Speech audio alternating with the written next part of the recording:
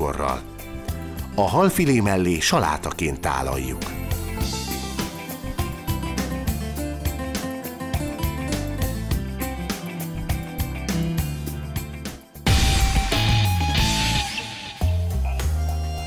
Tamás imádja a lekváros süteményeket. Ez az alapanyag tehát nem hiányozhat cukrászunk, Varga Gábor desszertjéből sem. Nézzük, milyen finomsággal zárja a mai menüsort. Biztos, hogy nem találom ki, hogy mit fogunk főzni ezekből az alapanyagokból. Egy egészségesebb császármorzsát fogunk készíteni a megszokottnál, egy kis őszi barackos gyümölcs feltéttel. A tojást választ ketté, ide készítettem neked 2 tálat, és a tojásfehérjét azt ezzel a kevés sóval vert habbá, a tojássárgáját pedig ezzel a nyírfacukorral kevert simára. Én addig az alapját fogom összerakni a gyümölcsből gyakorlatilag egy lekvár lesz, nem? Vagy egy lekvárhoz hasonló dolog. Így van, egy lekvárhoz hasonló dolgot fogunk készíteni. Természetesen most nem fogjuk annyira erősen, intenzíven hőkezelni, hogy mivel őszi barack szezon van, és most friss barackból dolgozunk, ezért minél gyümölcsdarabosabb maradjon, minél inkább egyben maradjanak az őszi barackok. Amíg te habosítod a tojásfehérjét, én 33 g zappelylisztet vagy zappkorpát is használhatunk, összekeverek 66 g tönkölyvúzadarával. Egy kicsit egészségesebb. Elég durván hangzik. Teszünk bele egy kis reszelt citromhéjat,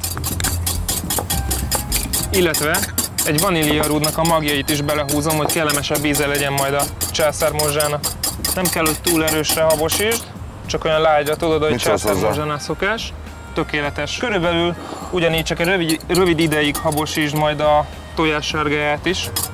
A száraz anyagokat egy fakanállal egyszerűen összekeverem, amíg te azt habosítod, majd ráöntöm a tejet, ez 100 ml, illetve 100 g tej, ezt majd szépen felszívja a búzadara, illetve az apkorpa. Most az összeset egy tálba keverjük, egyszerűen belehúzzuk a száraz anyagba a tojássárgáját, és csak és most ez a kevés sóval felvert, gyakorlatilag egy csipes sóval felvert tojásfehérje következik. Ezt is mindet beleszedem. Készíthetem a lekvárt? 30 g szillitet készítettem neked elő, azt kérlek olvasd meg a serpenyőben, én pedig egy kevés olívaolajat öntök a serpenyőbe. És innentől úgy néz ki, mint ahogy az igazi. Látod, és egyszerűen így tologatom egészen addig, amíg teljesen morzsaszerűvé nem válik. Az már szépen megolvad, szép folyós, úgyhogy mehet bele. Mehet rögtön a citrom is. Nyugodtan, belenyomhatod mind a 2 felét, hogy egy kicsit pikánsabb legyen. Kezd egy kicsit szétesni a morzsa. Ezt még egy kicsit folytatjuk, hogy még pirosabb legyen, és amikor elérte a kellő szint, akkor már tálaljuk is ezt a finomságot. Császármorzsa baracklekvárral. 66 g tönkölydarát, 33 g zabkorpát, fél citrom reszelt héját, egy vaníliarúd magjait és 100 ml tejet elvegyítünk egy tálban. Egy tojás sárgáját 7 g nyírfacukorral, a fehérjét egy csipet sóval habosra keverjük, majd egymás után a tálba forgatjuk. Forró olajra öntjük az összekavart masszát, majd folyamatosan kevergetve morzsára pirítjuk. A lekvárhoz egy serpenyőben 30 g nyírfacukrot olvasztunk, és ebben egy kockára vágott barackot egy citrom levével puhára párolunk, majd a császármorzsa mellé tálaljuk.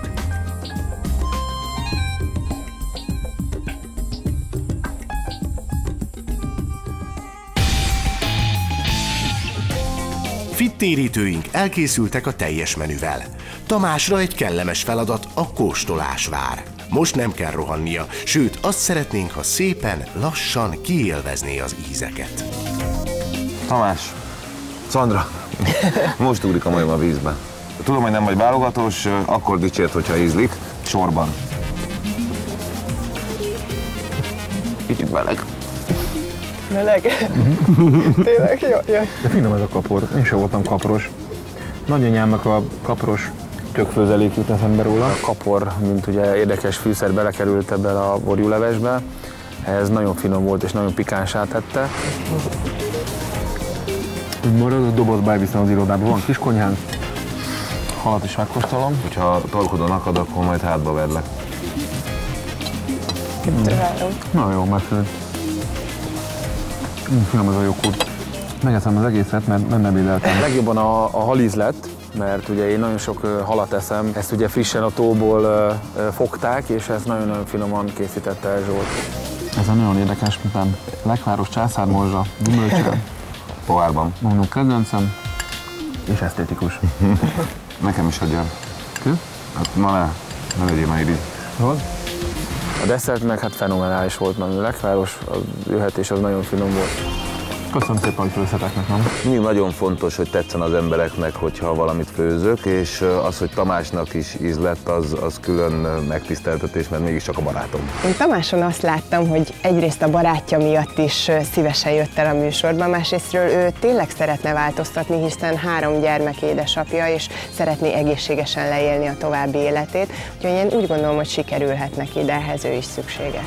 Nagyon meglepő, az a pár gyakorlat után a combomban, ami iszonyatos izomlász van. Nagyon tetszett, hogy Szandi kijött velem evezni. Mindenképp az életmódváltásnak az alapja, hogy ilyen mindennapi gyakorlatokat csináljak, és hát fogok is, és főleg egy ilyen nap után eltökélt szándékom, hogy ezt folytatom. Tényleg jó. Meg tudom csinálni. Ez a filézés lesz egy kicsit macerás. Hát Igen, megkéred a barátodat.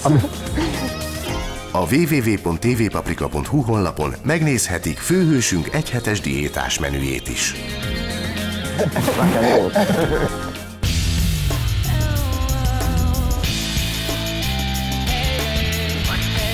A helyszínt Tataváros önkormányzata biztosította.